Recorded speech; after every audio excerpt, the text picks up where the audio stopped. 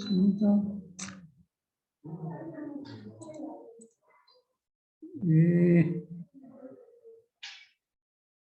Mana nih? Ini sudah ada 74.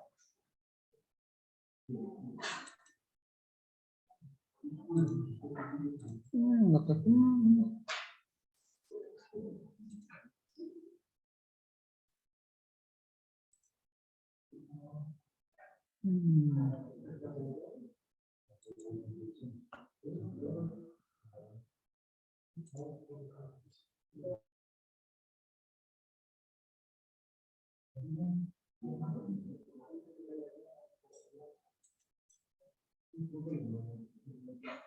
Oke, baik. Muncul? Udah kelihatan? Udah ya? Udah keluar. Oke, baik. Kita lanjut. Kita sekarang, halo yang di tempat masing-masing, Mama Dito bisa melihat? Bisa Pak, muncul Pak. Nah, ya. Ini kan yang lalu kita kelanjutannya. Oke.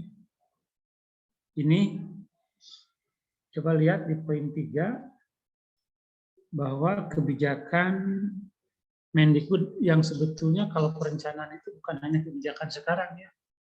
Jadi membuat perencanaan pembelajaran itu sudah sejak dulu juga memang ada kewajiban kalau ngajar itu membuat perencanaan. Nah, sekarang kita kenapa prodi teknologi pendidikan juga harus memiliki kemampuan itu? Karena tentu teknologi pendidikan kan salah satu kompetensinya juga mengajar. Kan gitu, hanya mengajarnya kan bukan hanya di sekolah biasa, tetapi juga di berbagai lembaga, institusi. Pokoknya mengatur pelaksanaan interaksi pembelajaran. Nah, tidak akan mungkin terjadi pelaksanaan pembelajaran secara efektif dan efisien. Aplikasi teknologi pendidikan tidak akan berjalan secara baik dalam konteks pembelajaran kalau tidak memiliki kemampuan untuk mengajar, membuat perencanaan. Nah, oleh karena itu maka kalau sekarang di sini ada kebijakan Mendikbud Merdeka Belajar nomor 3, rencana pelaksanaan pembelajaran, itu bukan hanya sekarang. Bukan hanya sekarang, dari dulu juga memang harus memiliki kompetensi membuat perencanaan pembelajaran, kan gitu kan? Nah, oke, baik ya. Nah, sekarang ini.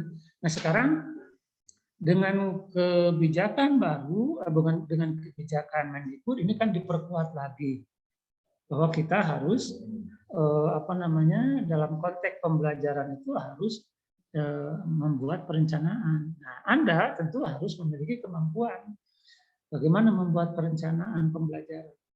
Baik yang nanti perencanaan itu akan dilakukan oleh Anda sebagai pedoman pembelajaran, maupun ketika Anda misalnya saja memberikan pelatihan kepada orang lain. Misalnya ada orang lain nih yang akan melaksanakan tugas pembelajaran, mereka belum memiliki kemampuan membuat perencanaan. Nah, tugas Anda memberikan treatment, memberikan pelatihan bagaimana cara membuat pembelajaran. Nah, ini pentingnya mata kuliah kita. Oke, kita lanjut. Ini kan sudah ya minggu yang lalu, hanya kita mengingatkan saja. Jadi pembelajaran suatu proses, yang namanya proses itu kan aktivitasnya banyak ya, namanya proses dan dikatakan suatu proses. Ayo, silakan. Yang ada di kelas, yang ada di tempat masing-masing, acungkan tangannya saja. Pertanyaannya, kenapa pembelajaran dikatakan sebagai suatu proses? Silakan. Ada yang jawab? Cukup segini ya, jelas ya. Kenapa pembelajaran dikatakan sebagai suatu proses? Bisa menjawab Bapak? Boleh, silakan. Siapa? Ihsan Pak. Ihsan, di mana nih Ihsan? Dikatakan proses karena ada langkah-langkahnya, ada jalannya untuk pembelajaran. Jadi Apa kayak saja ada jalannya itu? ada materi dalam Hmm. pembelajaran kan ada materi, terus ada Ya. metode, Mm-mm. terus pendekatan. Nah itu Ya. kan itu juga proses-proses gitu. Mm-mm. Ya, oke. Memang namanya proses itu kan pertama tentu biasanya ada sesuatu yang harus diproses. Nah, apa di sini sesuatu yang harus diproses itu kan banyak kan, tadi ada bahan, ada media, ada siswa, ada ini juga ini. Tadi kita juga melakukan prosesnya di ruangan ini, bagaimana menyiapkan laptop, jaringan, kemudian untuk proyektor dan lain sebagainya. Ini kan suatu proses. Coba kalau tidak direncanakan, ya, karena Bapak kan kemarin sudah komunikasi dengan Pak Ahmad Fajar bahwa hari ini kita akan coba menggunakan pola paduan antara online dengan offline. Nah, tentu saja kan perencanaannya berbeda untuk offline gabungan dengan online jika dibandingkan dengan hanya online saja murni. Maksudnya murni itu full online. Beda kan? Nah, tetapi sekarang kan kita mencoba memadukan. Ini juga butuh perencanaan. Perlu perencanaan. Paling tidak bagaimana jaringannya siap atau tidak, koneksinya, peralatannya, dan lain sebagainya. Nah, itu.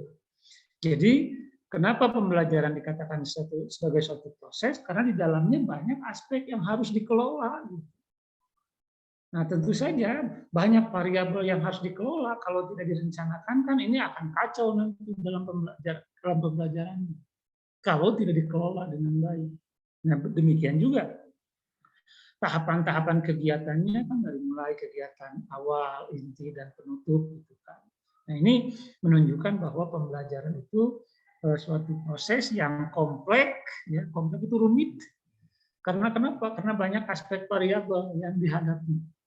Nah, di sini kan ada gabungan kelas A dengan kelas B, ada perempuan, ada laki-laki, kan beda-beda juga ini. Nah, ini kan harus dikendalikan, harus dikelola. Nah, oleh karena pembelajaran sesuatu yang kompleks, kalau ketika saya berdiri, Anda bisa mendengar tidak yang di rumah, yang online? Terdengar. Speakernya? Terdengar. Maksud saya bahwa karena pembelajaran ini sebagai suatu proses, maka tentu harus direncanakan. Gitu. Karena pembelajaran adalah kompleks, maka tentu harus direncanakan. Gitu aja. Nah, apa rencana itu? Ya proyeksi. Gitu kan. Proyeksi tentang apa? Proyeksi mengenai tindakan apa yang akan dilakukan. Jadi perencanaan itu perkiraan, hipotetik. Apa yang akan dilakukan pada saat pembelajaran berlangsung. Nah, kita ini kan sudah yang lalu ya, kita mengulang kembali ya sekedar refleksi sedikit, bukan refleksi, yang mengulang sedikit. Nah, sekarang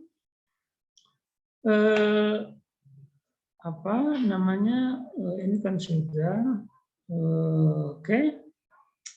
Pembelajaran itu dikatakan kompleks karena banyak aspek. Sehingga dengan kata lain dikatakan pembelajaran itu sebagai suatu sistem. Minggu yang lalu sama Pak Ahmad Fajar sudah kan sistem itu dijelaskan kan? Apa sistem, ciri-cirinya? Bapak tidak akan mengulang lagi nih. Hanya agar Anda paham bahwa mata kuliah kita ini ada kelanjutannya setiap minggu ya. Minggu yang lalu kita mengkaji tentang sistem. Tidak akan diulang lagi, baik yang ada di tempat masing-masing maupun yang ada di kelas, hanya untuk menegaskan saja bahwa karena pembelajaran itu memiliki beberapa komponen, beberapa aspek, maka tentu dan setiap aspek, setiap komponen itu saling berhubungan, maka ini dikatakan sebagai suatu sistem. Minggu yang lalu kan sudah, tidak akan diulang lagi, kita menegaskan saja. Nah, hanya mungkin di sini untuk memperkuat Anda, banyak tentu teori tentang sistem.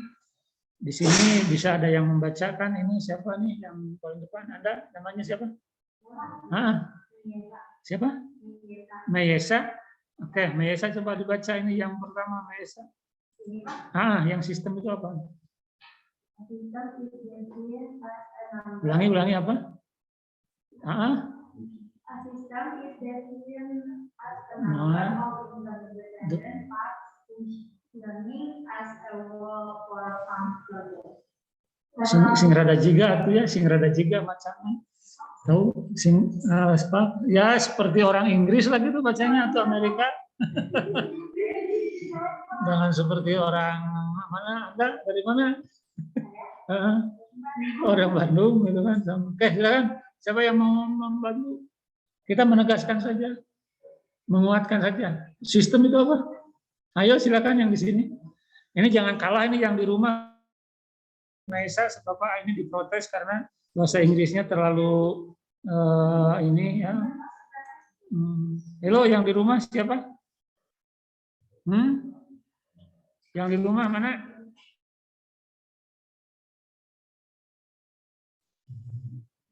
Isan? Halo. Coba. Isan silakan. Ya boleh silakan. Suaranya keluarkan, Isan. Baca. Yang sistem lagi, Pak. Kita menegaskan saja. Ya, silakan. A system is divided as a number of interdependent parts Sarwana yang macam Sarwana tuh yang rada beda lah. Igna, kamu mau gimana Igna? Ya, Pak. Boleh silakan. Suaranya keras juga kamu. Silakan. A system is defined as a number Bedanya. of Terus. apa, Pak? Benar, halus. Halus tuh benar, teruskan. As a number of interdependent parts functioning as a whole for some purpose. Ulangi. A system is defined as a number of interdependent parts functioning as a whole for some purpose. Asal di Amerikanya kuliahnya. Oke, naon hartina dah, Igna? Maksudnya apa? Siapa yang bisa memberikan mengartikan lah, bukan menerjemahkan, yang mengartikan siapa? Nida, kamu mau Nida? Halo, nah ini Nida udah ngacung tangan. Silakan Nida. Ya, Baca dulu. A system is defined as a number of interdependent parts functioning as a whole for some purpose. Nah, ini lebih dari Igna nih. Jadi, Silakan, gimana Nida? Silakan. artinya sistem itu didefinisikan sebagai sejumlah besar bagian yang saling bergantung, fungsinya untuk mencapai untuk satu tujuan. Oke. Nah, coba bahasa Anda apa? Nida, dengan bahasa Anda gimana nih? Bisa dipahami tidak? Maksudnya dijelaskan dengan bahasa Anda, jangan terlalu terikat dengan tadi teksnya ya. Yang penting Anda paham, oh itu yang dimaksud dengan sistem. Silakan. Jadi Pak, fungsi itu adalah bagian-bagian yang jadi fungsi sistem itu adalah bagian-bagian yang mereka ini satu kesatuan, jadi berbeda tapi nggak bisa jalan sendiri-sendiri, berfungsinya harus sama-sama untuk mencapai tujuannya. Nah, gitu. Contoh, katanya kalau orang paham itu bisa memberikan contoh gimana? Ini kan definisi umum nih, generik nih. Nah, sekarang contohnya seperti apa? Bahwa dikatakan sebagai suatu sistem. Contohnya kemarin dicontohin sama Pak Afad, Pak. Kalau ada remote punya baterai, punya tutup remote, remote-nya nggak berfungsi. Walaupun mereka punya bagian yang berbeda, ada tombolnya, ada badannya, ada baterainya. Kalau satu aja dikeluarkan karena mereka sistem nggak berfungsi. Nah, oke, good. Sekarang silakan, Anda sudah paham tuh. Mesti ingat minggu yang lalu berarti berhasil belajar Anda ya. Karena salah satu ciri belajar berhasil itu ketika 1 minggu mempelajari kemudian bisa mengungkapkan kembali. Nah, tidak seperti yang di kelas ini nih. Yang di kelas ini katanya sudah lupa semuanya nih. Oke, baik ya. Nah, sekarang halo, jangan dulu menghilang Anda. Siapa tadi? Nida? Halo, Iya, Nida. Pak. Kemana Iya, muncul Pak. lagi ya tuh, muncul lagi kemana Anda? Iya, Pak, ada.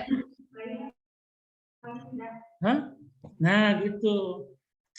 Nida, sekarang coba dari pemahaman Anda tentang tadi sistem, sekarang coba terapkan ke dalam konteks pembelajaran. Mengapa pembelajaran dikatakan sebagai suatu sistem? Jelaskan apa yang tadi Anda pahami dari definisi yang umum, kemudian dengan contoh ke apa tadi? Remote. Nah, sekarang kita coba terapkan contohnya ke pembelajaran. Ayo, Nida. Ya Pak, pembelajaran suatu sistem, soalnya dalam pembelajaran itu ada pokok-pokoknya. Yang pertama ada tujuan, terus ada materi, ada metode, dan ada evaluasi. Terus? Keempat ini harus ada dalam pembelajaran. Ketika misalnya ada pembelajaran matematika nih, seorang guru dia punya tujuan tapi nggak ada materi belajarnya, maka metode pembelajarannya nggak bisa digunakan karena materinya aja nggak ada dan nggak bisa dievaluasi karena nggak ada materinya yang disampaikan. Oh, jadi kalau begitu harusnya gimana? Harus ada semua. Agar terjadi pembelajaran yang berjalan secara lancar, efektif, dan efisien. Jadi harus gimana, Nida? Empat komponen tersebut yang merupakan suatu sistem harus ada. Harus ada tujuannya, harus ada materinya, harus ada metodenya, harus ada evaluasinya. Ya, sip. Nah, kita sekarang sedang terjadi pembelajaran nih, Nida. Kita sekarang sedang terjadi pembelajaran nih. Apakah keempat tadi ada tidak pada saat sekarang? Ada, Pak. Kita punya tujuan. Apa saja? Kita punya tujuan. Tujuannya pembelajaran.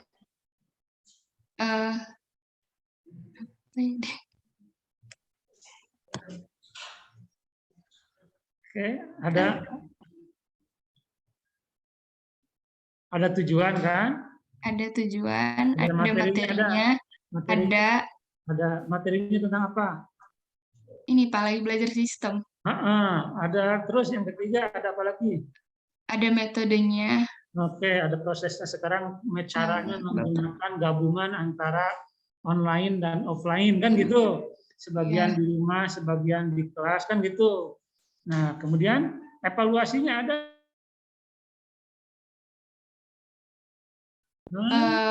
Pertemuan yang lalu ditanya kepada mahasiswa. Itu juga evaluasi. Jadi evaluasi itu tidak selalu bagus, Nida ya, Anda ya bagus. Evaluasi itu tidak selalu harus setelah satu semester gitu kan. Ujian UTS tidak. Dalam setiap pembelajaran harus ada evaluasi. Paling tidak evaluasinya dengan cara apa? Nida, dengan pengamatan, mengamati gitu. Bapak ini dengan Pak Afan sekarang mengamati bagaimana yang di rumah, bagaimana yang di kelas, agar apa? Agar bisa dikendalikan pembelajaran, itu menilai juga. Jadi yang namanya penilaian itu bukan hanya di akhir, di tes, atau non-tes, bukan. Pokoknya pembelajaran itu harus dikendalikan. Dan pengendalian itu dilakukan dengan cara antara lain mengamati, memonitor. Apalagi jarak jauh nih misalnya, Ihsan, Igna, kalau jarak jauh kan selalu harus dipantau kan, apakah Bapak ini suaranya sampai bisa disimak atau tidak. Nah kalau yang di kelas ini kan semuanya juga pasti ya bisa menyimak ya karena dekat. Tapi bagi teman-teman kita yang sekarang yang paling jauh, misalnya teman kita ada di mana nih? Teman Andra Maisa yang ada di jam jauh ada di mana? Hah? Lo yang paling jauh ada di mana nih, teman-teman? Oh, daripada di Bandung semua. Oke, ada yang di Jakarta misalnya kan. Nah, ini kan harus dikendalikan, harus dimonitor. Nah, kembali ke sini. Jadi benar yang dijelaskan tadi oleh siapa? Nida, bahwa sistem itu didefinisikan atau artinya adalah a number of interdependent, sejumlah. A number itu sejumlah komponen, interdependen itu yang saling terkait. Jadi bagian-bagian dari sejumlah komponen yang saling terkait yang memiliki fungsi ya secara bersama-sama Jadi meskipun terdiri dari beberapa komponen, tapi semua komponen itu harus memiliki fungsi yang sama. Untuk apa? Untuk terselenggaranya pembelajaran. Nah, karena kaitannya dengan perencanaan, maka perencanaan pembelajaran itu bagaimana kita merumuskan. Ingat, bagaimana kita menyusun, bagaimana kita merumuskan setiap bagian dalam pembelajaran itu. Setiap unsur dalam komponen pembelajaran itu. Agar setiap komponen yang ada dirumuskan memiliki keterkaitan. Secara tertulis lah rumusannya. Bagaimana tujuan itu bunyinya. Kalau bunyinya tujuannya seperti ini rumusannya, maka bagaimana materinya? Apa materi yang harus disampaikan? Kalau materinya seperti ini, maka bagaimana caranya demikian, materinya ini, prosesnya seperti ini, maka bagaimana cara mengevaluasi? Dan itu yang harus dirumuskan di dalam perencanaan pembelajaran sebagai suatu sistem. Clear sampai di sini? Jadi melalui mata kuliah ini Anda harus bisa merumuskan tujuan. Pokoknya begitu aja. Anda harus bisa merumuskan, menetapkan materi yang sesuai dengan tujuan. Anda harus bisa memilih dan menetapkan bentuk, model, proses pembelajaran yang tepat untuk terjadinya proses yang efektif agar tujuan bisa tercapai. Dan terakhir Anda harus bisa merumuskan evaluasi, baik bentuk maupun jenisnya. Sehingga dengan evaluasi yang Anda pilih, dengan evaluasi yang Anda rumuskan, Anda akan mendapatkan data dan informasi dari yang dievaluasi. Oh, si A ini sudah baik. Oh, si B ini sudah menguasai. Oh, si C ini sudah kompeten. Nah, kita dapat menyimpulkan dia sudah baik, dia sudah kompeten, dia sudah menguasai karena ada data yang kita dapatkan dari yang dites, dari yang dinilai. Nah, data itu tentu didapatkan melalui instrumen dan Anda harus pandai, harus memiliki kemampuan merumuskan instrumen penelitian. Itu intinya dalam perencanaan itu. Adapun kalau Anda melihat, menyimak di dalam di dalam panduan banyak itu kan komponen-komponen itu mah dijabarkan secara lebih spesifik operasional. Jadi diperkaya lagi. Tapi intinya kalau kita mau kembali kepada komponen perencanaan sebagai bagian daripada aplikasi dari penelitian pembelajaran, maka tidak akan keluar dari keempat ini. Jadi semuanya ini, baik yang di rumah maupun yang ada di kelas, Anda harus yakin bahwa komponen pembelajaran itu intinya siapa apa saja komponen pembelajaran yang menjadi bagian dari yang menjadi sebagai suatu sistem. Apa satu? Jawab langsung, itu masih di note. Halo. Halo ya Pak. Iya, silakan jawab. Dia menyimak tidak? Halo, bisa menyimak? Iya Pak. Ya, silakan jawab. Komponen pembelajaran. Satu tujuan. 2. Konten atau materi. 3. Evaluasi. Yang keempat metode. Berurutan. Yang pertama tujuan, yang kedua materi, yang ketiga metode, yang keempat evaluasi. Oke, good. Awas. Maksudnya awas itu ini orang tekpen ini jangan sampai masih bingung ya. Semuanya harus sudah clear. Kita lanjut.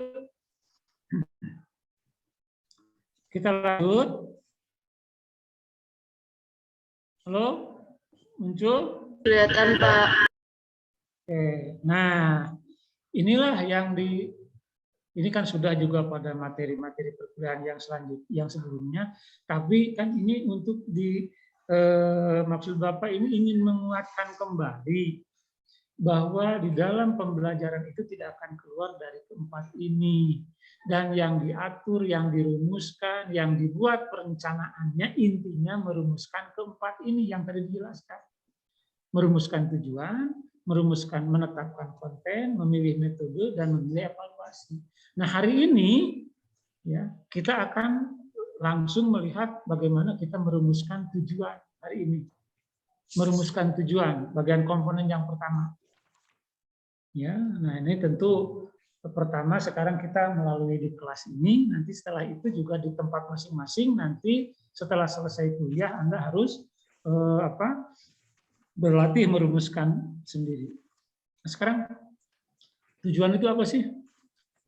Yuk, Anda yang paling belakang siapa? Mas Sambil ingat namanya? Hah? Ade? Ade apa? Ade? Ade Cahyono. Kelihatan teman-teman nih yang di rumah ada Cahyono ada di kelas? Oh enggak ya? Enggak kelihatannya. Harusnya menggunakan smart class ya, apa dia? Oh masih pengadaan ya. Mudah-mudahan cepat ya bisa di ini karena kan pengadaan biasanya bulan apa ya? Bahan itu ya anggaran baru. Oke, jadi biar nanti bisa kelihatan teman-teman yang ada di kelas itu bisa lihat. Ada Cahyono, silakan. Silakan. Tujuan itu apa? Cara bagaimana Tujuan istilahnya ada kompetensi gitu. Silakan apa tujuan itu? Halo. Tujuan itu apa? Coba sekarang silakan bertanding yang ada di tempat masing-masing dengan yang ada di kelas ini, berkompetensi. Yang di kelas dulu silakan siapa? Acungkan tangannya. Yang di kelas dulu ya. Oke, Meisa silakan Meisa. Apa tujuan untuk Meisa? Apa yang akan dicapai itu? Ya sebentar. Silakan. Tujuan itu apa? Siapa namanya? Biar teman-teman yang ada di rumah tahu. Surya Hamam nih. Surya Hamam mau menjawab tujuan itu apa? Silahkan. Bisa disimak nanti ya teman-teman ya. Karena Anda kan pakai mic juga kan? Pakai apa? Pakai alat HP. Bisa kedengaran. Oke, silakan. Jadi tujuan adalah suatu hasil atau mungkin capaian yang diperoleh siswa melalui proses pembelajaran. Berupa sebuah perubahan sikap, keterampilan dan intelektual. Oke, benar itu sudah masuk sebagiannya. Silakan. Halo, yang ada di tempat masing-masing. Siapa nih? Jumpa tangan. Ada Safia Hasim, silakan Safia. Apa tujuan itu Safia? Jadi tujuan itu dari proses pembelajaran itu apa sih yang mau dicapai sama kita? Jadi tahu gitu arahnya tuh mau kemana. Jadi harus ada tujuannya, Pak. Ya betul. Secara spesifik mencakup apa saja tujuan yang harus dicapai dalam pembelajaran, Safia? Banyak kan ada dari sikap, keterampilan. Terus? Yang itu apa sih kognitif ya? Ya, betul. Ulangi Safia. Tujuannya itu tujuan kognitif, tujuan sikap dan keterampilan. Itu yang biasanya yang utama yang dua itu. Ya, jadi tujuan itu tadi kemampuan yang harus dimiliki, yang harus dicapai, yang harus dikuasai kalau dalam konteks pembelajaran ya oleh siswa. Kalau orang tekpen oleh peserta didik lah, karena kan tekpen tidak selalu nanti berhubungan di kelas ya, misalnya. Jadi kemampuan yang harus dicapai dikuasai oleh peserta didik atau oleh siswa atau oleh audien atau oleh siapapun yang kita ajar, yang kalau kita coba klasifikasi kemampuannya itu mencakup 3 ranah yang kita kenal. 3 ranah ya. Pertama adalah bagaimana perubahan menyangkut dengan kognitif. Safia tadi kan? Halo? Berarti kan kalau kognitif itu kemampuan-kemampuan pengetahuan, intelektualitasnya, kecerdasan. Nah ini kan. Nah kemudian yang kedua, kemampuan atau yang menjadi kualifikasi dari tujuan itu yang harus diaktualisasikan, harus dicapai dalam pembelajaran itu adalah menyangkut dengan perubahan keterampilan. Nah, kalau keterampilan ini kan ini menyangkut dengan masalah biasanya kecakapan, kemampuan, skill, keterampilan itu. Contoh misalnya saja bagaimana seseorang kalau dalam dunia olahraga, misalnya bagaimana cara serve yang baik dan benar kalau badminton. Yang asalnya tidak terampil, dilatih terus, diajar menjadi bisa. Nah, ini jadi keterampilan itu lebih kepada hal-hal yang bersifat motorik. Tapi tidak hanya dibatasi keterampilan itu pada segi aspek motorik skill. Karena dalam keterampilan juga ada yang menyangkut dengan intellectual skill. Contoh, kemampuan memecahkan masalah. Ada masalah nih, ada masalah, kemudian dikaji masalah itu, dianalisis, jenis masalahnya, penyebabnya apa, kemudian dirumuskan solusi-solusi untuk merumuskan dan memecahkan masalah, dan dibuat kesimpulan. Nah, itu juga menyangkut dengan kemampuan memecahkan masalah adalah tingkatan dari skill, tapi bukan motorik skill. Itu menyangkut dengan intelektual skill. Jadi keterampilan berpikir intelektual untuk memecahkan masalah. Dan kemampuan atau rumusan dari tujuan yang harus dicapai dari pembelajaran tadi adalah bagaimana juga hasil belajar itu ditandai dengan perubahan-perubahan karakter, sikap, kepribadian, kebiasaan. Sehingga melalui tercapainya tujuan, kemampuan dalam hal pengetahuan, sikap maupun keterampilan, diharapkan bisa menghasilkan sosok manusia, sosok siswa yang terintegrasi. Terintegrasi itu apa? Ilmunya bagus, kecakapannya hebat, keterampilannya bagus, keterampilannya juga bagus. Jadi terintegrasi. Nah, tentu saja ini harus tergambarkan di dalam perencanaan gitu. Nah, nanti kan bagaimana nih? Misalnya saja untuk pengetahuan juga kan ada level-levelnya kan, kognitif itu. Nanti kita akan mulai ke sana. Ya, kita sekarang akan berbicara tentang bagaimana merumuskan tujuan. Nah, sekarang pertama tadi kita sepakati bahwa tujuan itu adalah rumusan kualifikasi kemampuan yang harus dimiliki oleh siswa, baik berkenaan dengan pengetahuan, sikap, maupun keterampilan melalui interaksi antara siswa dengan lingkungan. Itu aja. Oke, poinnya itu silakan rumuskan dengan bahasa. Ulangi, tujuan itu adalah kualifikasi kemampuan yang harus dimiliki oleh siswa atau peserta didik, baik berkenaan dengan pengetahuan, kognitif, sikap maupun keterampilan melalui interaksi antara siswa dengan lingkungan. Itu aja. Itu yang disebut dengan kompetensi. Di seluruh dunia sepakat kompetensi adalah kualifikasi kemampuan berkenaan dengan pengetahuan, sikap, dan keterampilan yang didapatkan melalui interaksi antara siswa atau peserta didik dengan lingkungan. Nah, artinya kalau berinteraksi antara siswa atau peserta didik dengan lingkungan, itu kan tidak selalu harus di kelas kan? Di mana saja silakan. Oke, clear sampai di sini? Halo? Sofia, clear sampai di sini? Clear, Pak. Clear, coba kalau clear ulangi sekarang. Silakan.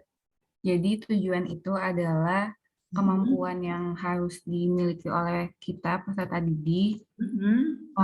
Kemampuannya itu apa aja tadi, ada kognitif, keterampilan, sikap, melalui interaksi kita sama pendidiknya, sama lingkungan siswanya. Good. Bagus, terima kasih Sofia. Iya. Baik, ada yang ingin bertanya sebelum dilanjut? Halo, yang di rumah ini, terutama yang di tempat masing-masing, barangkali ada gangguan koneksi sehingga tidak bisa menyimak atau mungkin suaranya terputus-putus. Silakan. Atau sudah clear semuanya? Halo? Ini yang di rumah, ini banyak, ada 83, termasuk dengan yang di kelas. Saya Bapak ini cek nih, Aldi, halo, Aldi. Oh, ada di sini, Aldi? Oh, enggak ada. Diri, Pak. Aldi mana, Aldi, halo? Di mana posisinya, Aldi?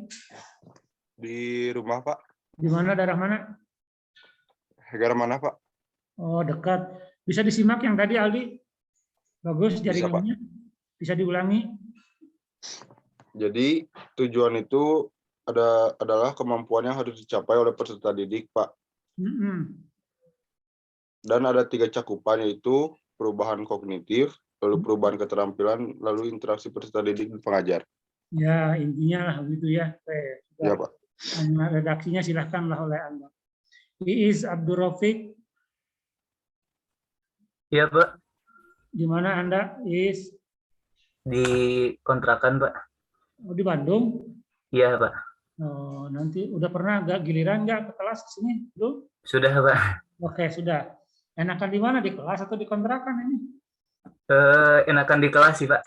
Oh, gitu, ya. Lebih bisa menyimak kalau di kelas. Nah, ya baik. Gimana diulangi, silakan. Baik, Pak. Jadi tadi itu tujuan adalah kemampuan yang harus dicapai atau dikuasai oleh peserta didik. Kemampuan tersebut meliputi yang pertama kemampuan kognitif, kemudian keterampilan, dan yang ketiga sikap. Oke, baik. Terima kasih, Iis. Suaranya jelas sekali.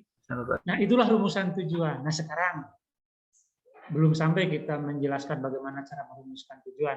Barangkali Iis, Anda sudah bisa memberikan contoh merumuskan tujuan berkenaan dengan aspek pengetahuan.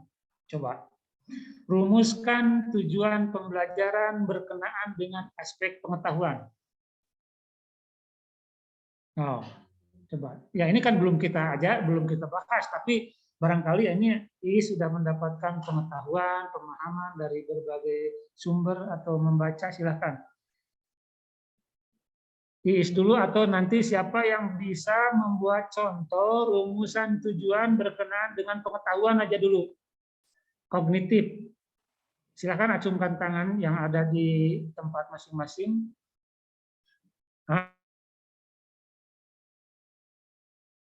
Halo, Bapak. Nah, Sapia sudah bisa membuat contoh rumusan tujuan. Bagaimana? Coba silakan, Sapia. Yang di pengetahuan itu misalnya kalau di matkul ini misalnya mahasiswa dapat mengetahui dari definisi tujuan gitu. Ulangi. Siswa dapat mengetahui definisi tujuan pembelajaran. Bagus kan. Bagus, memberikan contohnya langsung kontekstual dalam konteks pembelajaran. Benar. Mahasiswa dapat mengetahui definisi apa tadi, Sapia? Ini tujuan. Mahasiswa dapat mengetahui definisi tujuan pembelajaran, atau mahasiswa dapat mengetahui pengertian sistem pembelajaran. Nah, itu sudah bisa, enggak? Nah, hanya tinggal nanti kita coba dalam konteks kognitif. Pengetahuan itu kan levelnya banyak ya. Ada berapa level, Sapia? Sudah tahu nggak level-levelnya dalam kognitif? Ada 6 bukan sih? Coba apa saja? Ini lupa. Satu apa? Lagi, Pak? Siapa yang di kelas bisa membantu? Ada level 6 kan? C1, C2 itu. Nggak tahu belum ya, karena kan belum dibahas ya. Tapi ini harus ya. Oke, Sapia, itu tadi untuk umumnya iya ya, Sapia benar. Nah, hanya nanti tolong untuk semuanya ya, Anda harus bisa merumuskan tujuan yang spesifik dari yang kognitif itu. Kalau misalnya untuk C1 bagaimana, untuk level C2 seperti apa rumusannya, untuk level C3, C4, C5 sampai C6. Nah, untuk aspek kognitif terutama.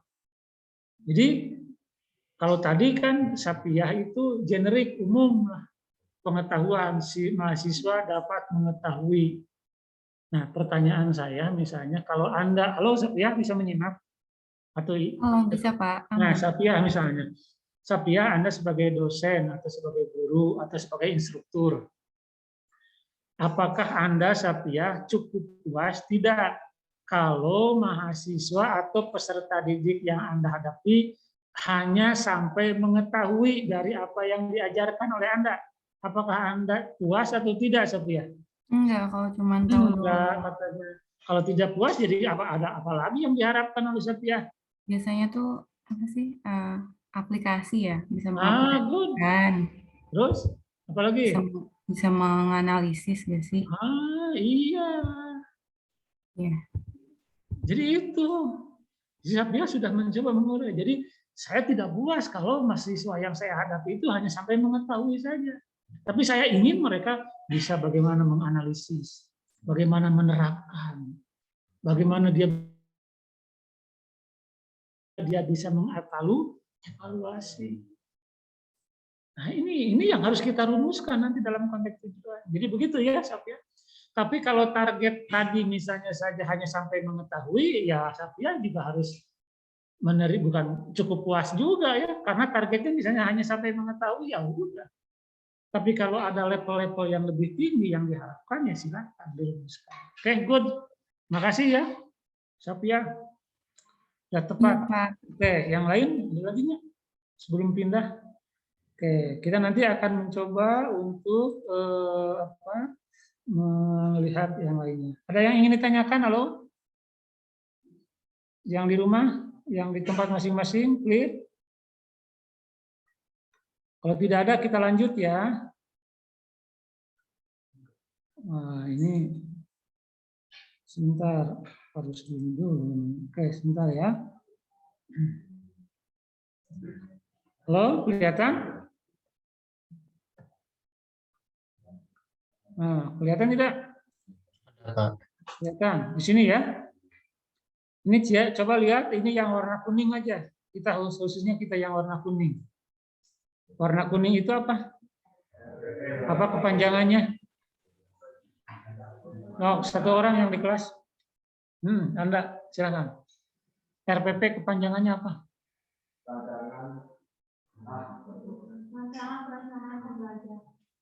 Rancangan itu ininya apa?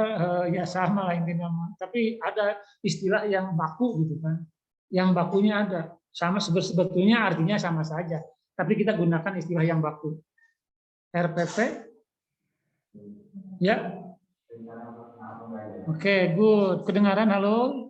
Tiffany, kedengaran tidak? Kurang kedengaran, Pak. Oh, yang di kelas. Tadi yang jawab yang di kelas. Namanya yang menjawab itu siapa? Rio. Rio, Tiffany.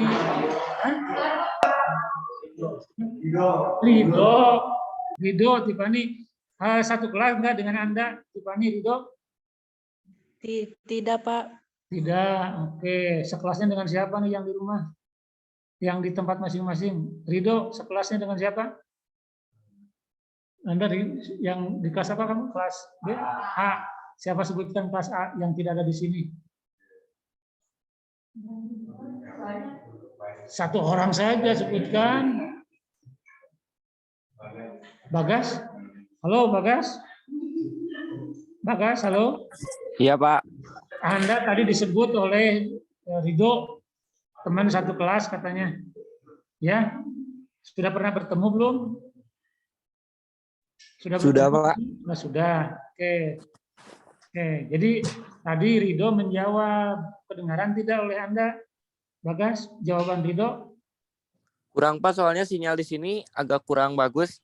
Oh, tapi suara Anda mah bagus nih. Coba Rido ulangi lagi.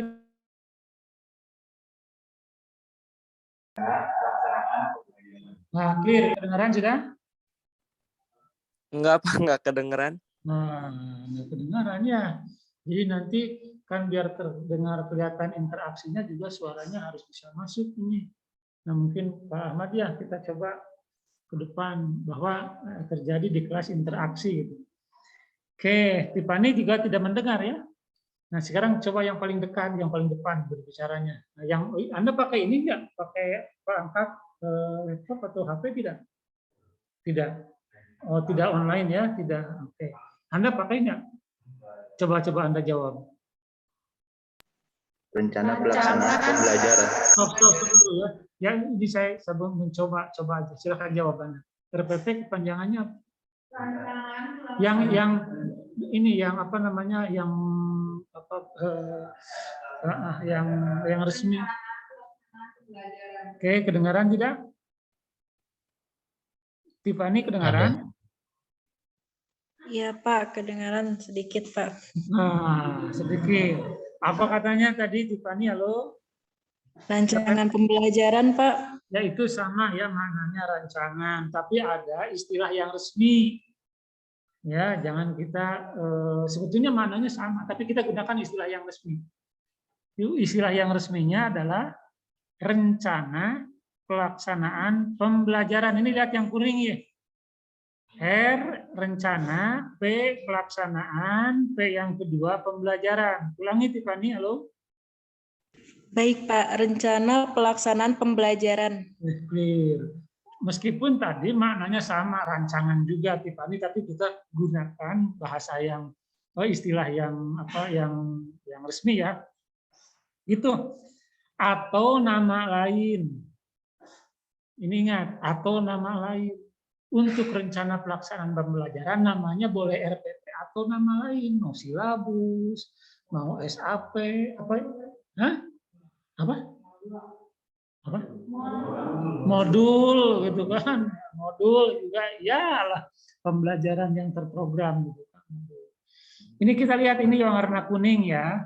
Jadi kita fokus dalam perkuliahan kita, paling tidak Anda, bukan paling tidak, memang Anda harus memahami tentang apa itu rencana pelaksanaan, rencana pembelajaran, komponen-komponennya, bagaimana merumuskan setiap komponen gitu. Oke, clear ya sampai di sini ya. Tidak akan dilanjutkan lagi pembahasannya, tapi kita ingin melihat posisi RPP itu adalah dalam konteks hubungan dengan kurikulum dan pembelajaran. Ini ada di wilayah paling kiri, namanya rencana. Rencananya yang bersifat tertulis. Sama kurikulum juga rencana. Misalnya Anda ke sekolah melihat kurikulum, tapi bedanya rencana kurikulum dengan rencana pembelajaran. Kalau kurikulum program untuk sekolah, itu kan untuk semua di sekolah itu, sedangkan kalau rencana pembelajaran program untuk pembelajaran, untuk mata-mata pelajaran. Tapi semuanya sama, kurikulum juga rencana, program. Rencana pembelajaran juga program, hanya skupnya dan komponen-komponennya. Yang tentu kalau berbicara rencana kurikulum lebih luas. Tetapi kalau berbicara tentang pembelajaran, ini sudah lebih fokus kepada merencanakan unsur-unsur pembelajaran yang tadi komponennya ada apa. Sebagai apa? Nah ini tentu rencana pelaksanaan pembelajaran itu adalah sebagai pedoman untuk implementasi. Kita lihat yang kedua ini, implementasi. Sekarang bisa Anda mengajar tanpa perencanaan? Bisa tidak? Enggak, katanya kata Riri. Kenapa tidak bisa? Ya nanti kan ya kalau namanya tidak tidak ada rencana tadi mungkin kan tidak tersusun, tidak jelas apa yang mau disampaikan, targetnya juga tidak jelas dan lain sebagainya. Nah gitu. Nah jadi harus balance. Harus balance itu harus punya harus menunjukkan bahwa pembelajaran itu aktualisasi dari rencana. Dan rencana itu gambaran untuk dilaksanakan gitu. Jadi ada keseimbangan, ada hubungan antara rencana dengan pelaksanaan. Jangan sampai begini. Rencana dibuat tetapi hanya sebagai rencana tertulis. Pelaksanaan berbeda dengan apa yang direncanakan. Nah, ini sebagai bahan kajian nih. Orang Tekpen silahkan nanti untuk meneliti. Apakah setiap rencana pembelajaran itu dalam aktualisasinya sama tidak? Jangan-jangan, nah gitu kan, antara yang direncanakan dengan yang diimplementasikan itu tidak sama. Ini bahan penelitian. Boleh nanti Anda untuk skripsi di akhir, halo, Teman-teman ini yang di rumah, untuk skripsi di akhir, jangan jauh-jauh. Ini maksud saya jangan jauh-jauh itu mencari hal-hal yang susah. Hubungan antara perencanaan dengan pelaksanaan pembelajaran. Nah, ini kan judul skripsi itu bisa. Dan itu Anda penelitiannya tidak usah kemana-mana. Dokumennya sudah banyak. Lihat perencanaan yang dibuat oleh guru, observasi di kelas, bagaimana yang dilaksanakan. Tentu tidak cukup hanya satu kali. Dan hasilnya akan bagus. Pengetahuan baru. Apa hasilnya? Anda akan mendapatkan gambaran. Oh, ternyata selama ini ada beberapa aspek. Pertama, sebagian besar guru membuat perencanaan. Sebagian besar. Artinya kalau sebagian besar, misalnya ada sebagian kecil. Yang kedua, dari sebagian besar guru yang membuat perencanaan, ternyata hanya sebagian kecil saja yang mengajar sesuai dengan perencanaan. Artinya sebagian besar tidak sesuai dengan perencanaan. Itu pengetahuan bagus itu.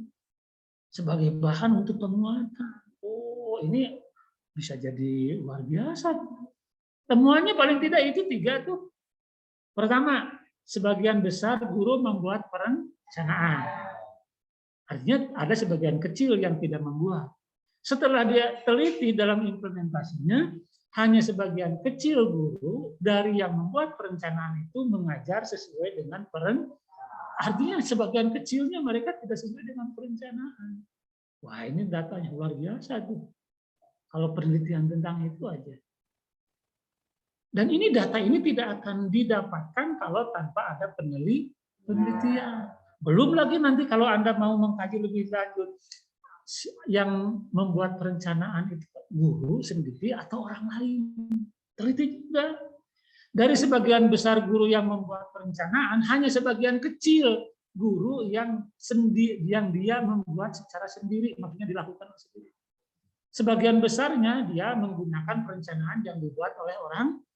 Wah, ada berapa tuh kesimpulannya tadi? Ada berapa tuh? Hah? Ada berapa kesimpulan tuh? Kemungkinan tadi ada sampai 4. Wah, ini Anda cepat bisa lulus S1 nih, tepat Pak. Iya ini. Nah, halo, Safiah ya. Jangan jauh-jauh itu Anda penelitian itu aja. Dan maknanya luar biasa bagi orang teknik. Khususnya untuk mata kuliah perencanaan.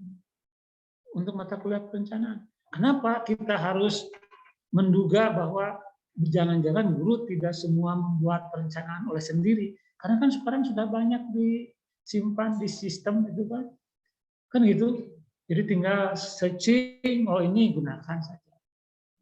Meskipun tidak haram, tetapi karena mengajar itu bersifat individual, di mana kelas yang dihadapinya adalah karakteristiknya berbeda dengan yang dihadapi oleh orang lain, maka perencanaan pembelajaran itu harus dibuat oleh masing-masing. Kalau di sini nih, di kelas ada 1, 2, 3, 4, 5, 6, 7, 8, 9, 10 nih. Ada 10 orang nih yang di kelas. Mengajar Anda sebagai guru misalnya tersebar di satu kabupaten yang sama, katakanlah kabupaten apa misalnya? Cimahi boleh, kota itu kan? Cimahi mah kota. Tapi kan kota Cimahi itu ada beberapa kecamatan kan?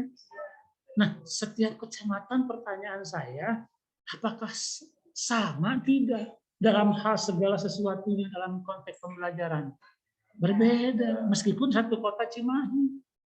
Inilah maknanya bahwa perencanaan pembelajaran itu harus dibuat per individu. Adapun Anda melihat contoh orang lain boleh sebagai perbanding.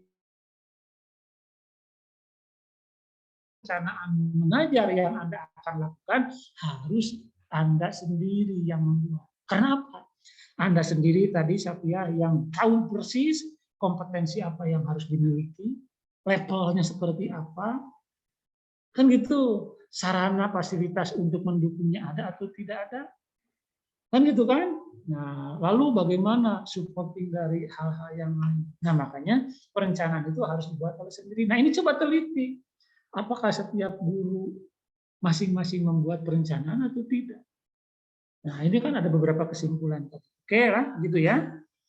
Kita lanjut. Nah, Halo, kelihatan ini? Halo? Kelihatan? Kelihatan, Pak. Nah, sekarang mari kita lihat regulasinya. Regulasi itu ketentuan dari pemerintah. Ini yang terbaru. Ini karena kecil, misal dibaca, tolong siapa ini yang bisa membaca? Ini yang paling kanan nih. Ini yang paling kanan aja regulasinya. Lalu kecil ya, sebentar. Bisa? Segini? Bisa, Pak. Nah, coba silakan. Ini yang terbaru ini. Regulasi kebijakan. Silakan dibaca. Yang di rumah boleh? Yang di rumah silakan. Saya Pak. Boleh. Siapa namanya? Lin Hernando Pak. Hah? Hernando. Lin Hernando. Ya. Lin Hernando di mana Anda? Di asrama Pak. Asrama di Di mana? Bandung. Oh, di Di Bandung. Cilacap Pak. Ya. Asrama apa Anda? Asrama Papua Pak. Oh, Papua. Asrama. Oh iya, ada asrama Papua ya, mahasiswa Papua. Iya Pak. Oke, silakan. Fernando, kapan kamu mau ke kampus? Belum divaksin Pak. Jadi Oh, nunggu belum vaksin dulu. divaksin. Wah, belum satu pun Anda? Iya Pak, belum. Yang tahap 1 Pak, tahap 2. Oh, kenapa? Tahap 1 Jadi, belum?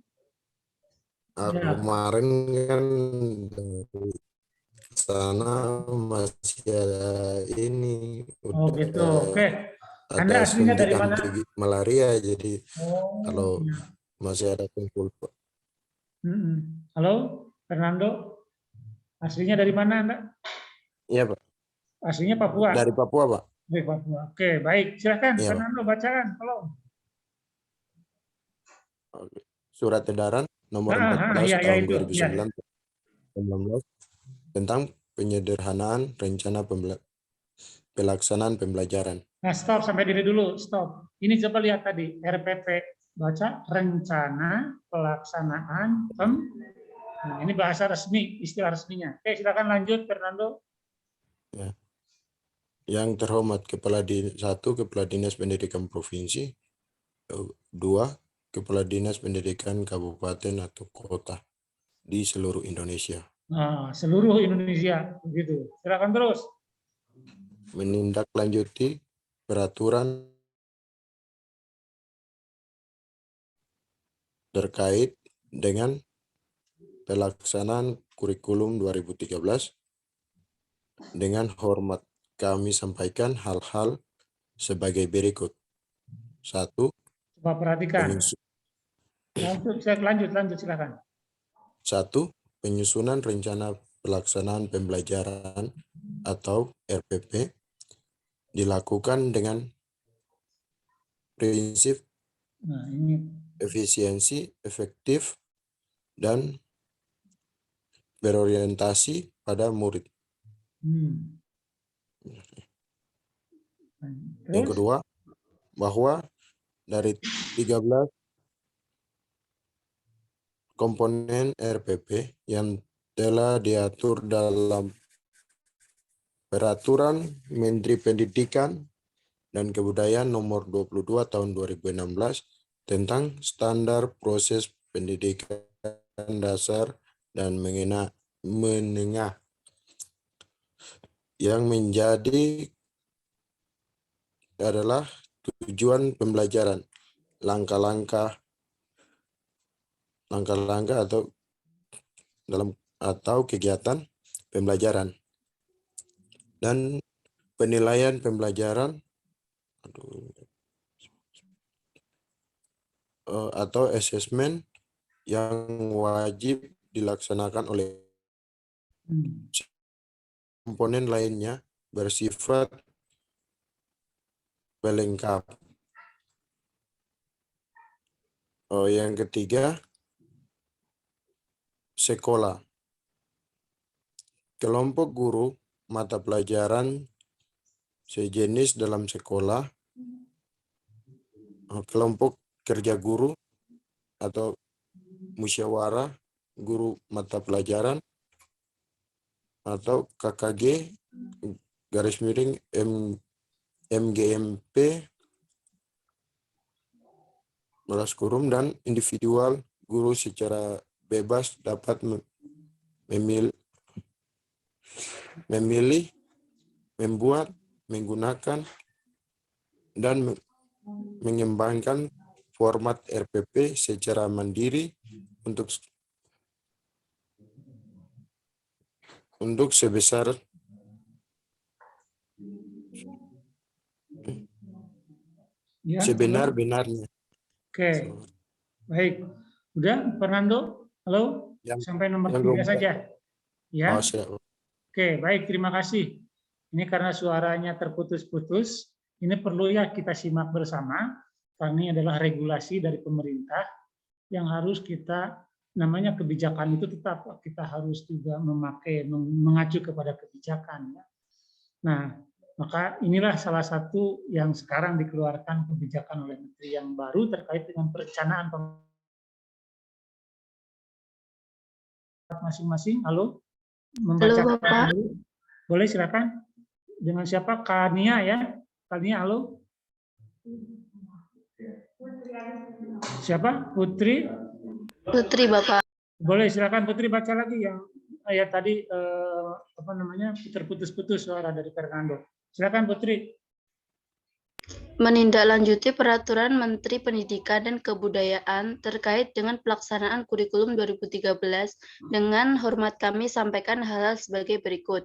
1. Penyusunan rencana pelaksanaan pembelajaran atau RPP dilakukan dengan prinsip efisien, efektif, dan berorientasi pada murid. 2. Bahwa dari 13 komponen RPP yang telah diatur dalam Peraturan Menteri Pendidikan dan Kebudayaan Nomor 22 Tahun 2016 tentang Standar Proses Pendidikan Dasar dan Menengah, yang menjadi komponen inti adalah tujuan pembelajaran, langkah-langkah atau kegiatan pembelajaran, dan penilaian pembelajaran atau asesmen yang wajib dilaksanakan oleh guru, sedangkan komponen lainnya bersifat pelengkap.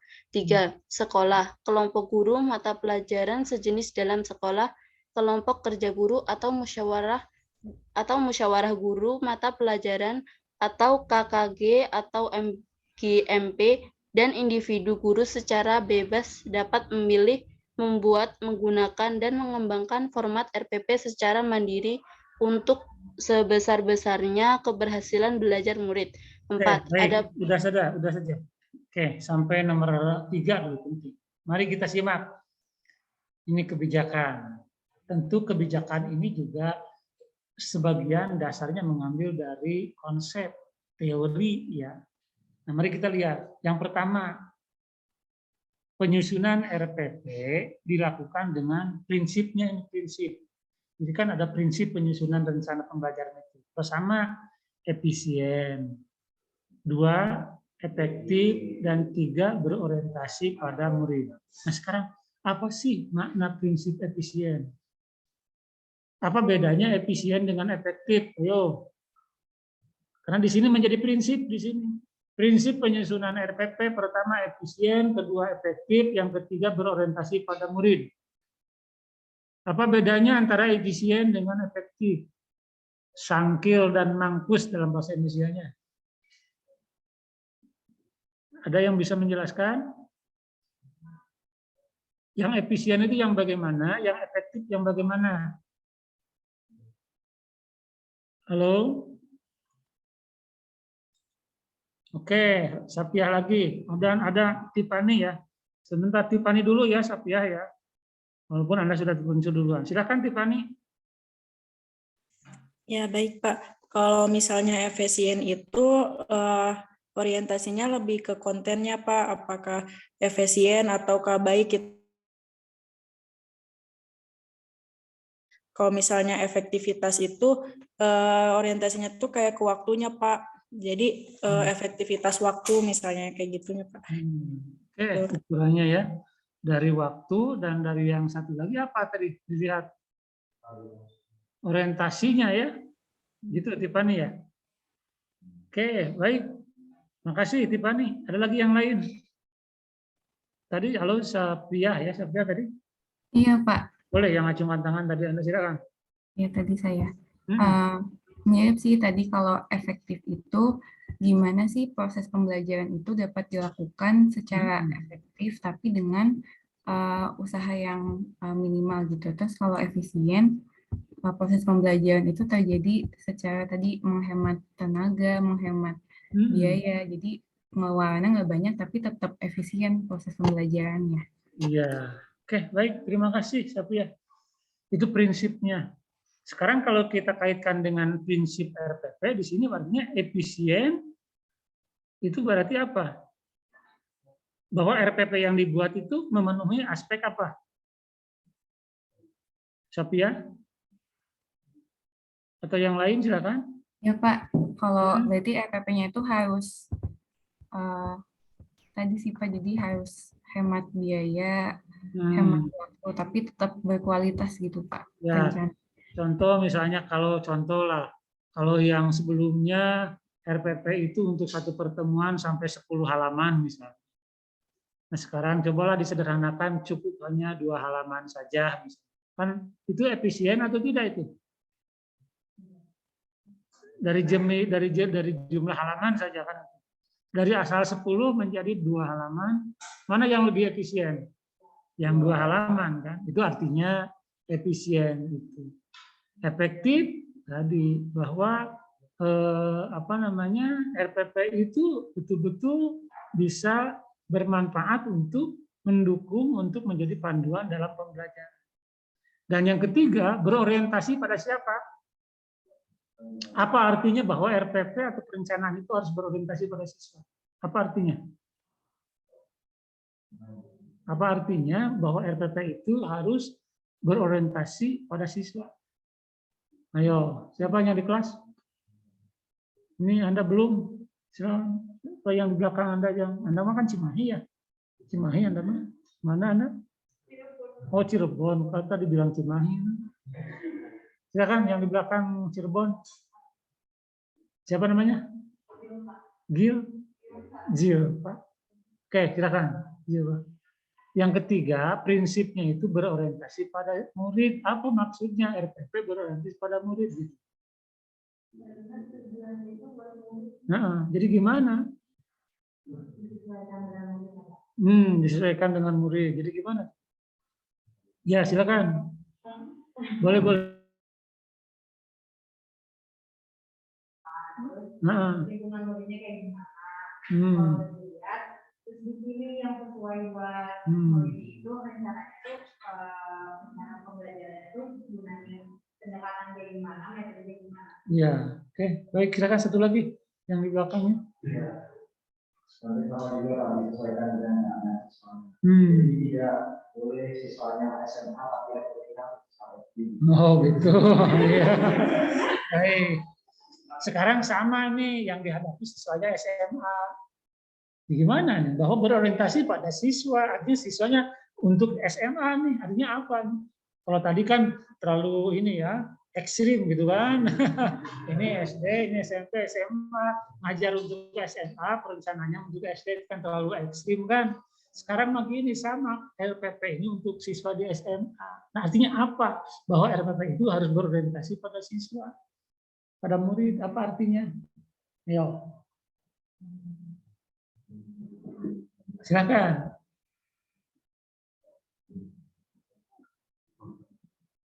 Halo, siapa yang Dito, halo Dito, silakan Dito. Muhammad Dito, silakan. Ya Pak, izin menambahkan, kita sudah ketahui tadi bahwa efisien itu orientasinya pada hal yang mendasar agar mempermudah dan pelaksanaan pembelajaran dan efektif juga dalam orientasinya itu pada waktu. Orientasi pada murid ini maksudnya itu seperti kita harus mengetahui kesiapan murid dalam belajar, terus kebutuhan-kebutuhan yang dibutuhkan oleh murid, dan disesuaikan juga dengan waktunya gitu Pak, pada saat pelaksanaan pembelajarannya. Iya, betul. Betul. Makasih ya sama-sama. Sekarang mari kita coba analisis.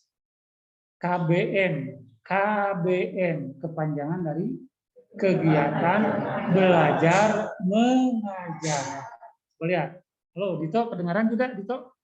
Ada, Pak. KBM, kegiatan belajar mengajar. Pertanyaan saya, siapa dulu di sana yang aktif? Belajar dulu atau mengajar dulu?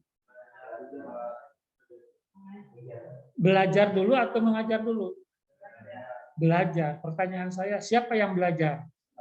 Peserta didik. Kalau yang mengajar siapa? Guru kan, pendidik. Nah, berarti yang pertama harus menjadi perhatian dalam konteks pembelajaran bukan kita dulu guru yang akan mengajar, tapi siapa? Siswa yang akan belajar. Oh, siswa ini adalah SMA. Levelnya seperti apa SMA itu? Kebutuhan SMA itu seperti apa?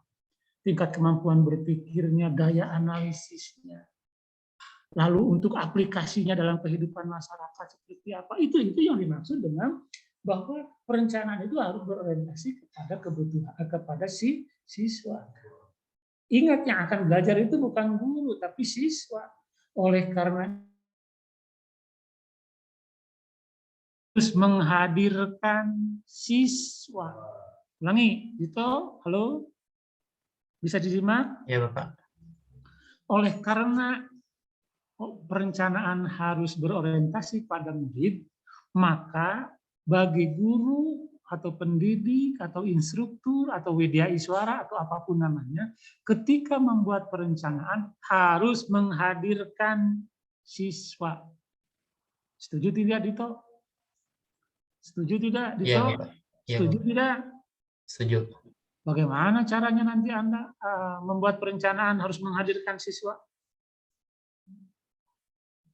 Caranya gimana teknisnya?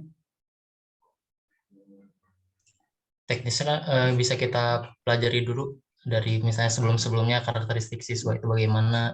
Ya. Terus ya yang gitu. Sikap-sikap yang harus kita ketahui gitu.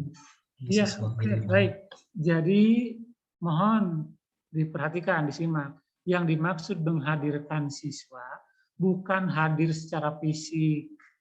Misalnya Dito nih rek membuat perencanaan, diundang dulu siswa, ayo kumpul ke rumah saya mau membuat perencanaan. Kata si Dito kan rugi katanya, saya harus ngasih suguhan gitu kan Dito ya. Oh, iya, masih mending kalau siswanya 1, kalau siswanya ada 40 satu kelas, kan ngasih makannya gimana Dito ya? Ya iya diundang, masa nggak dikasih jamuan kan Dito? Ya, Pak. Gitu, iya. Berarti kan gitu ya, menghadirkan di sini bukan menghadirkan secara physically siswa data, tapi kita tadi mengobservasi, kata gitu ya, mengamati. Nanti Pak Ahmad Fajar akan mungkin menjelaskan, ada yang disebut dengan dalam desain instruksional itu ada yang disebut dengan need assessment. Jadi mengakses itu kebutuhan peserta didik. Tentu tadi SD sekarang kebutuhannya sama enggak dengan SMP? Beda kan? Beda dengan SMA, berbeda dengan di perguruan tinggi. Nah, ini yang dimaksud dengan bahwa perencanaan pembelajaran harus berorientasi pada kebutuhan peserta didik. Nah, mari kita lihat nanti. Nah, tentu saja kemampuan peserta didik itu, meskipun levelnya sama SMA, tapi antara di satu tempat dengan di tempat yang lain itu berbeda. Dalam hal kemampuan analisisnya, pemecahan masalahnya. Bagi siswa SMA yang kehidupannya sudah dituntut berpikir lebih analitis karena masyarakatnya, orang tuanya, dan lain sebagainya, ketika diajak diskusi untuk memecahkan masalah itu mungkin mereka akan langsung responsif.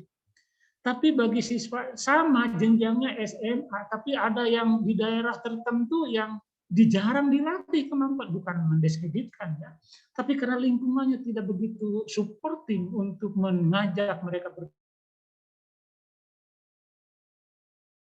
diskusi, meskipun beda bisa, tetapi beda gitu kan. Nah, ini yang dimaksud dengan lihat dulu. Oleh karena itu dikaji dulu who there are the audience. Halo? Ulangi. Who there are the audience. Artinya apa, Dito? Who there are the audience. Di mana siswa itu berada gitu. Bukan di mana siswa berada, who. Gimana, Pak? Oh. Who. Oh. Who there are the audience. Siapa siswa yang akan diajak untuk belajar. pembelajaran. Itu maksudnya. Ini yang dimaksud dengan berorientasi pada kebutuhan siswa. Oleh karena itu, nih teman-teman, halo semuanya ya. Kalau Anda nanti akan diminta untuk membuat perencanaan, maka Anda harus bertanya, perencanaan untuk siapa? Nah, gitu. Misalnya tolong nih, Tiffany atau Dito, tolong buatkan perencanaan pembelajaran. Anda Dito jangan dulu langsung oke siap. Jangan. Tapi Anda bertanya dulu, perencanaan ini untuk siapa sih? Oh, untuk diklat. Diklatnya diklat siapa?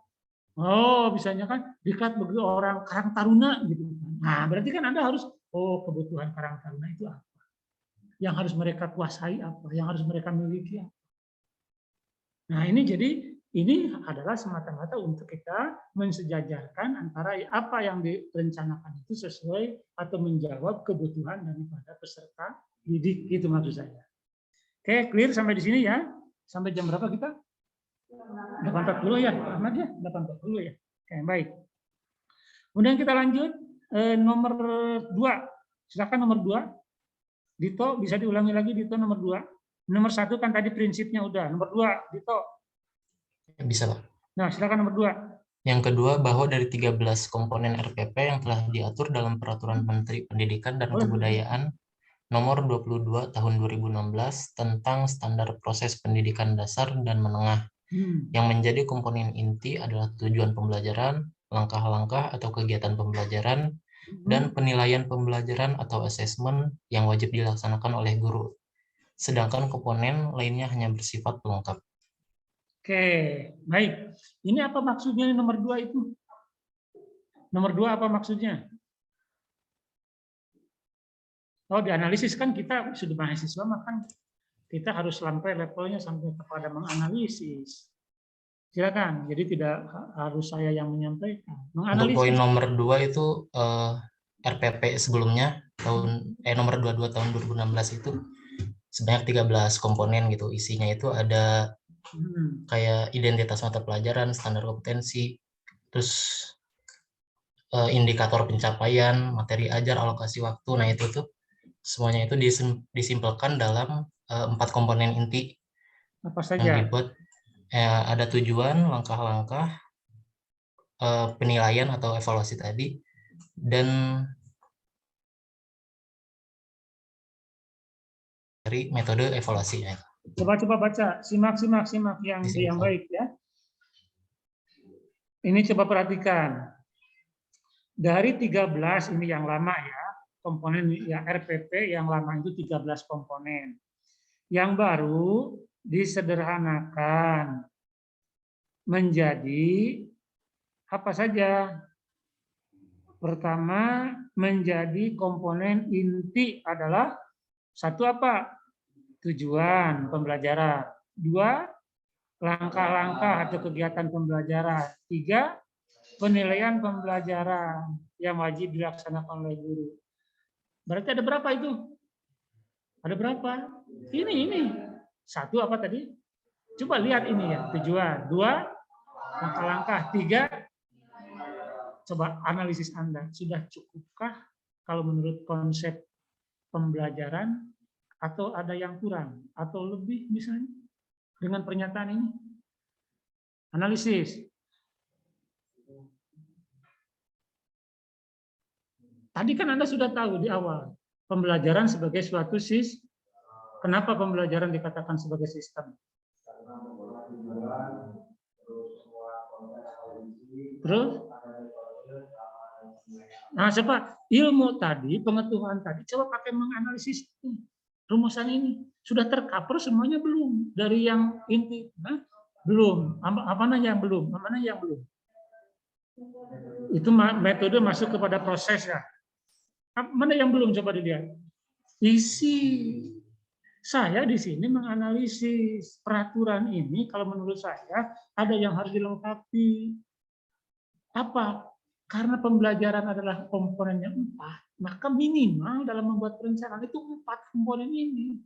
Sementara di sini tidak secara eksplisit disebutkan tentang isi. Yang ada adalah pertama, tujuan pembelajaran, 2, langkah-langkah atau kegiatan, 3, penilaian. Mana materinya? Belum masuk.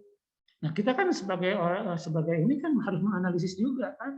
Barangkali ini menjadi masukan nanti terhadap peraturan untuk direvisi atau diperbaiki kan gitu. Nah, gitu kan. Karena dasarnya dari mana?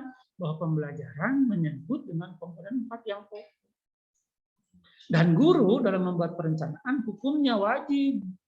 Artinya wajib itu bisa bagaimana merumuskan tujuan, memilih dan menetapkan isi, merumuskan isi, kan itu menyusun isi. Yang ketiganya, memilih menetapkan pendekatan, metode, model, media, sama itu proses. Yang keempat adalah merumuskan evaluasi, hanya 4. Oke, clear ya? Nah, ini kan masalah nama, masalah format, itu kata keputusan di sini saya sangat setuju. Tidak usah kaku, misalnya begini. Begini RPP itu berbeda dengan di kabupaten saya, misalnya jangan Anda jadi bingung. Kalau masalah format, silahkan asal disepakati bersama dan lebih baik misalnya di-SK-kan oleh kalau tingkat kabupaten lah oleh bupati, dinas pendidikan kabupaten misalnya. Silahkan. Contoh di perguruan tinggi. Di perguruan tinggi itu namanya RPS. RPS itu formatnya, komponen-komponennya silahkan perguruan tinggi yang menyusun, yang merumuskan. Jadi nanti kalau Anda misalnya di UPI RPS-nya begini, kalau melihat di UNPAD demikian, jangan protes. Karena itu kebijakan internal. Yang penting pokok-pokoknya ada. Adapun bentuknya mau seperti apa silahkan. Hanya kalau sudah disepakati, SK-kan agar semua jurusan, semua prodi, semua fakultas yang ada di UPI menggunakan format yang sama. Ini hanya untuk kepentingan administrasi saja. Secara substansi boleh IPA berbeda dengan PIP, nggak apa-apa. Tapi di UPI menggunakan format yang sama. Untuk apa? Memudahkan sistem agar semua fakultas masuk ke dalam satu sistem yang sama, gitu aja. Itu ini ya maksudnya ya. Jadi masalah format, jadi jangan Anda nanti langsung menyalahkan ketika ada format yang berbeda. Langsung ini mah langsung salah kata di Indonesia itu pecat ini mah kepala sekolah. Nah, wah sudah berani-berani nih mau memecat gitu kan. Tidak boleh ya. Ini kan baik.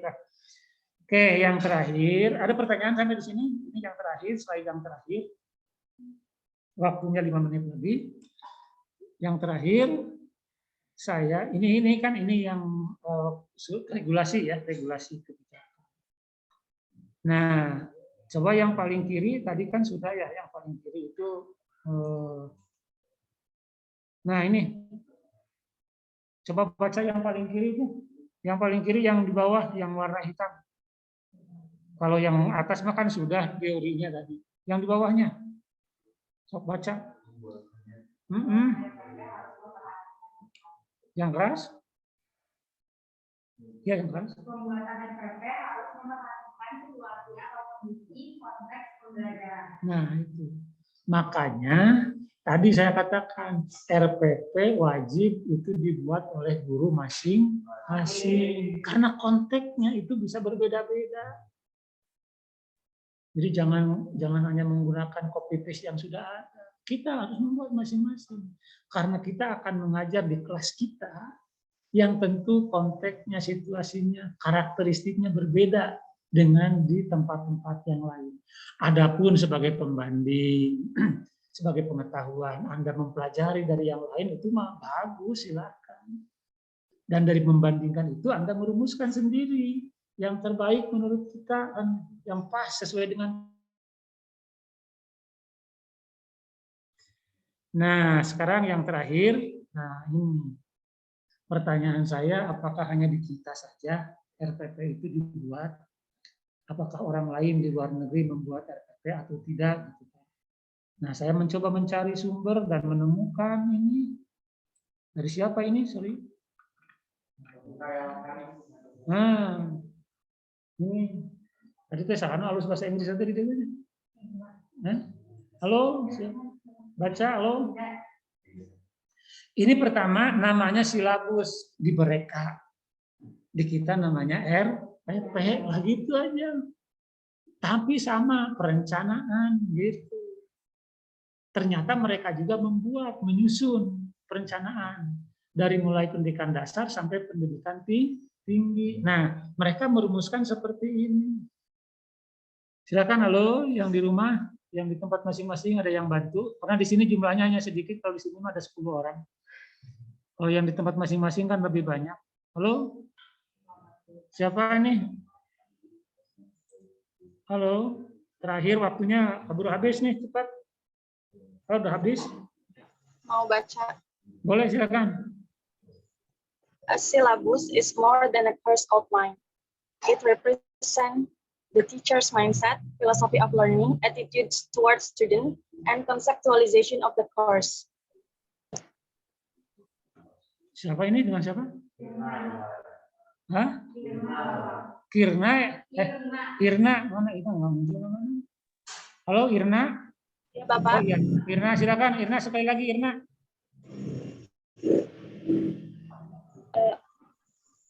Artinya ya, Pak?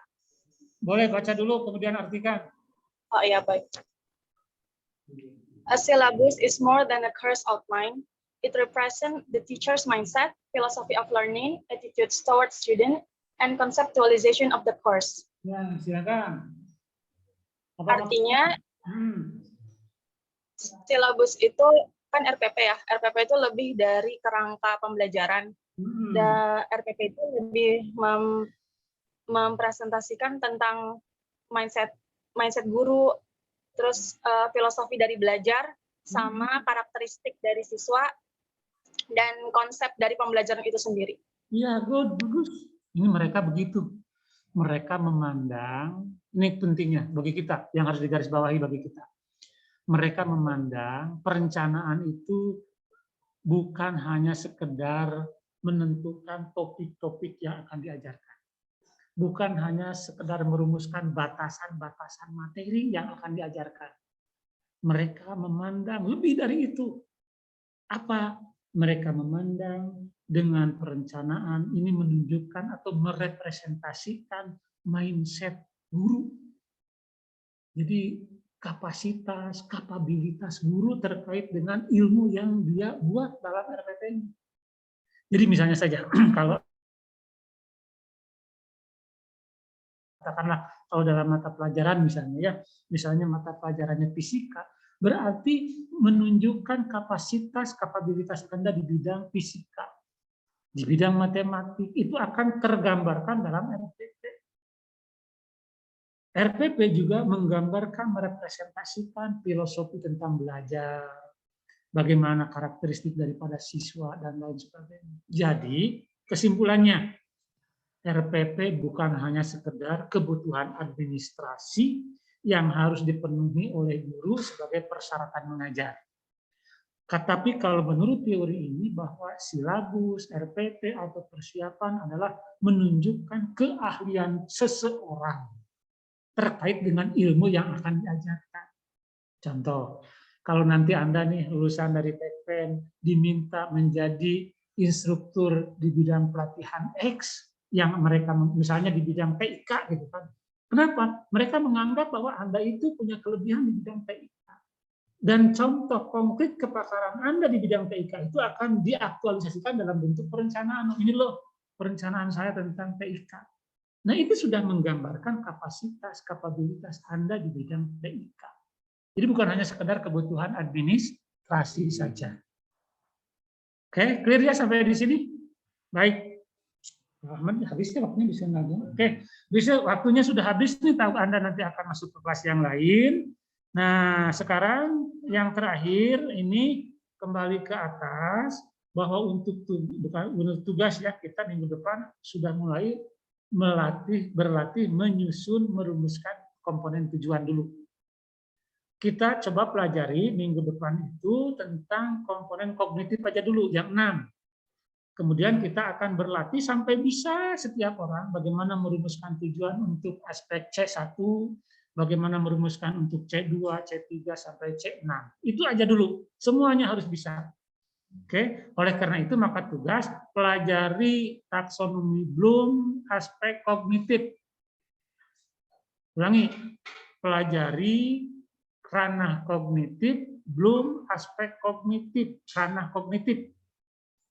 Kognitif yang ada 6. Yang 6 dulu, yang belum direvisi lah. Yang utuh dulu lah, yang utuh dulu.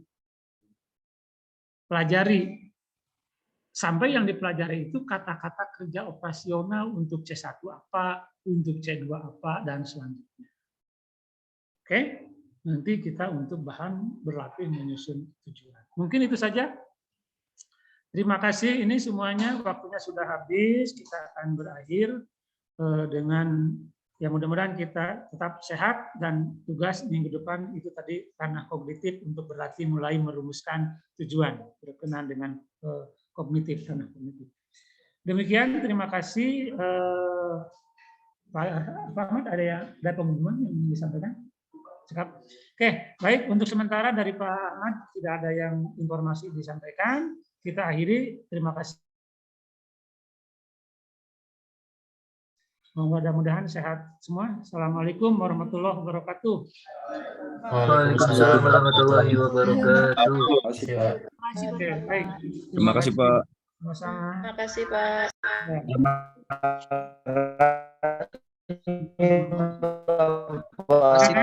Anda dadah dulu buat yang di kelas.